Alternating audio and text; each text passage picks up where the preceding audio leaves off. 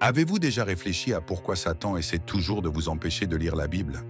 La vérité est que Satan connaît le pouvoir incroyable qui se trouve dans les pages de la Bible et il fera tout ce qui est en son pouvoir pour vous empêcher de découvrir et d'utiliser ce pouvoir. Dans la vidéo d'aujourd'hui, je vais vous expliquer pourquoi le diable déteste quand vous lisez la parole de Dieu et pourquoi vous devriez toujours la lire. Vous voyez, la parole de Dieu est divisée en deux parties. Il y a le Logos et il y a le Réma. Le Logos est la parole écrite, la lettre sur la page que vous lisez, mais le véritable pouvoir réside dans le Réma, qui est le pouvoir révélateur derrière les mots. C'est l'essence vivante et respirante de Dieu lui-même. C'est la partie que Satan n'aime pas. Vous voyez, tout ce que Dieu a créé a été prononcé à l'existence par sa parole. Hébreux 11, verset 3 dit « C'est par la foi que nous comprenons que les mondes ont été formés par la parole de Dieu, de sorte que les choses qui se voient n'ont pas été faites de choses qui apparaissent. » Et dans le livre de la Genèse, nous voyons Dieu parler la création à l'existence. Cela signifie que la parole de Dieu porte un poids et un pouvoir profond que personne ne peut arrêter. Mais la vraie raison pour laquelle Satan déteste tant la parole de Dieu, c'est parce que la parole de Dieu est la seule chose qu'il a condamné à sa défaite ultime. Et quand vous prononcez ces mots, vous ne rappelez pas seulement à Satan sa défaite, mais vous imposez également activement cette défaite. La parole de Dieu sonne comme un traumatisme pour l'ennemi. Vous déclarez la sentence même de la défaite de Satan. Vous lui rappelez qu'il est un ennemi conquis, que son pouvoir lui a été enlevé et qu'il n'a aucune autorité sur vous. Cela le rend très en colère parce que, premièrement, il déteste quiconque lui rappelle qu'il a été vaincu, et deuxièmement, il déteste que les gens sachent qu'il a été vaincu. Dans le livre de la Genèse 3, verset 5, Dieu parla au serpent, qui est Satan, et dit « Je mettrai une hostilité entre toi et la femme, et entre ta postérité et sa postérité. Elle écrasera ta tête, et tu lui blesseras le talon. » C'était la première prophétie du Messie à venir, Jésus-Christ, qui écraserait la tête du serpent et détruirait les œuvres du diable.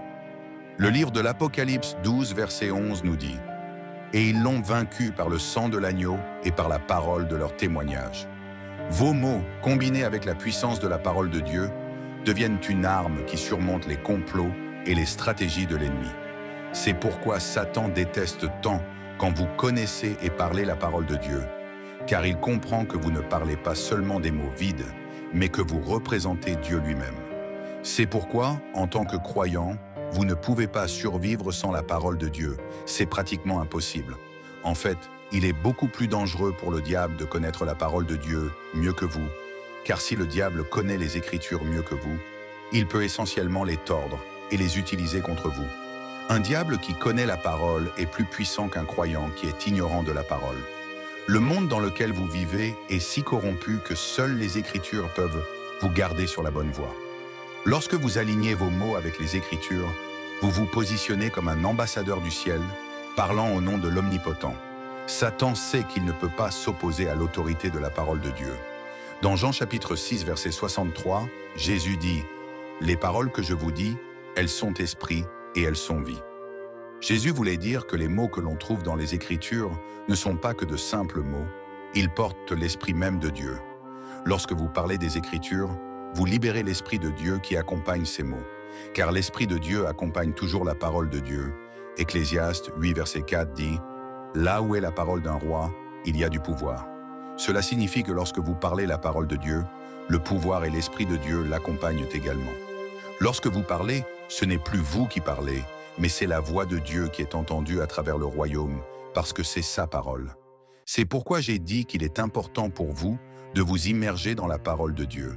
Comme le dit Josué 1, verset 8, « Ce livre de la loi ne s'éloignera pas de ta bouche, mais tu méditeras jour et nuit, afin de veiller à faire selon tout ce qui y est écrit, car alors tu feras prospérer tes voies, et alors tu auras du succès. » Lorsque vous méditez sur la parole jour et nuit, elle devient une partie de vous. Plus vous vous imprégnez de la parole de Dieu, plus vous vous retrouverez à parler comme Dieu. Vos mots porteront du poids et de l'autorité dans le domaine spirituel.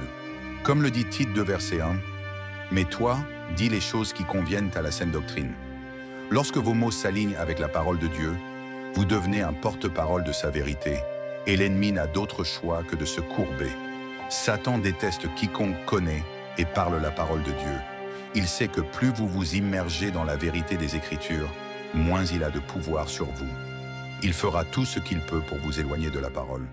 Il vous distraira, vous découragera, et même essaiera de vous convaincre que la Bible est sans importance ou ennuyeuse. Mais ne tombez pas dans ces mensonges. Dans Matthieu 4, versets 1 à 11, nous voyons Jésus être tenté par le diable dans le désert. Et comment Jésus répond-il à chaque tentation? Avec la parole de Dieu. Au verset 4, Jésus dit « Il est écrit » et encore au verset 7 « Il est écrit aussi » et enfin au verset 10, la même chose « Il est écrit ». Vous voyez, Jésus connaissait le pouvoir de la parole et il l'a utilisé pour vaincre l'ennemi à chaque tournant.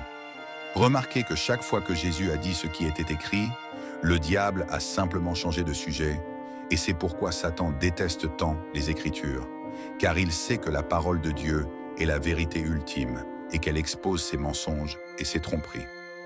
Tout le royaume de Satan est construit sur des mensonges et des tromperies, mais la parole de Dieu éclaire ces mensonges et révèle la vérité. De plus, la parole de Dieu est vivante et puissante. Le livre des Hébreux, 4 verset 12 nous dit « Car la parole de Dieu est vivante et efficace, et plus tranchante qu'une épée à deux tranchants, pénétrant jusqu'à partager l'âme et l'esprit, les jointures et les moelles, et elle est le juge des sentiments et des pensées du cœur. » Lorsque nous lisons et méditons sur les Écritures, cela n'informe pas seulement nos esprits, cela transforme nos cœurs et renouvelle nos esprits. Cela nous donne le pouvoir de discerner entre la vérité et les mensonges, le bien et le mal. Et cela nous équipe pour tenir ferme contre les complots de l'ennemi. Mais il ne suffit pas de lire la parole. Nous devons aussi la mettre en pratique. Le livre de Jacques, un verset 22 nous dit « Mais soyez des faisans de la parole, et non seulement des auditeurs, vous trompant vous-même. » Lorsque nous appliquons les principes de la parole de Dieu à nos vies, nous expérimentons toute la puissance et la bénédiction qui viennent de vivre en obéissance à lui. Alors aujourd'hui, je veux vous encourager à faire de la parole de Dieu une priorité dans votre vie. Réservez du temps chaque jour pour lire et méditer sur les Écritures et demandez au Saint-Esprit de vous révéler la vérité d'une manière nouvelle. Lorsque vous faites face à la tentation ou à l'adversité, utilisez la parole comme votre arme, tout comme Jésus l'a fait dans le désert. Parlez des promesses de Dieu à haute voix sur votre vie et celle des autres autour de vous. Et surtout, faites confiance à l'œuvre accomplie de Jésus-Christ et à la victoire qu'il a déjà remportée en votre faveur. Alors que nous clôturons, prions. Père Céleste, nous venons devant toi aujourd'hui avec des cœurs reconnaissants, te remerciant pour la puissance et la vérité de ta parole. Nous reconnaissons que l'ennemi déteste les Écritures parce qu'elles exposent ses mensonges et révèlent sa défaite ultime. Mais nous savons aussi qu'à travers l'œuvre accomplie de Jésus-Christ, nous avons été donnés la victoire sur le péché, la mort et le pouvoir du diable. Seigneur, nous te demandons de nous donner une faim et une soif pour ta parole comme jamais auparavant. Aide-nous à prioriser du temps chaque jour pour lire et méditer sur les Écritures et donne-nous la sagesse et la révélation pour comprendre et les appliquer à nos vies. Que ta parole soit une lampe à nos pieds et une lumière sur notre chemin, nous guidant dans la voie de la justice et de la vérité. Père, nous nous tenons sur les promesses de ta parole, sachant qu'elles sont oui et amen en Christ Jésus.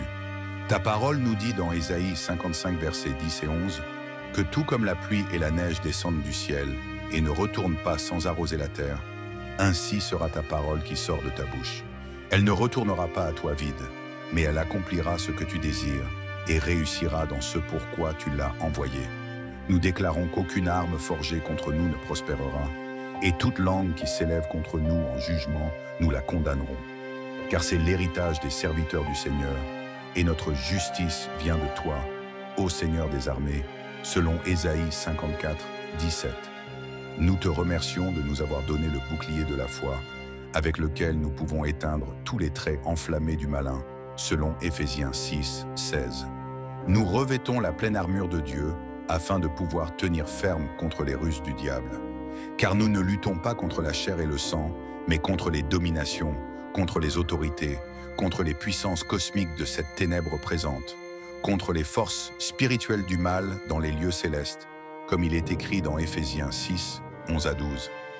Seigneur, nous avons confiance en ton amour et ta fidélité infaillible, sachant que tu ne nous abandonneras jamais, ni ne nous délaisseras. que nous puissions toujours nous souvenir du pouvoir et de l'autorité que nous avons en Christ Jésus, et que nous puissions les utiliser pour faire avancer ton royaume et apporter gloire à ton nom. Nous prions toutes ces choses au puissant nom de Jésus-Christ, notre Seigneur et Sauveur. Amen. Merci d'avoir regardé. Si vous aimez nos vidéos, n'hésitez pas à vous abonner à notre chaîne.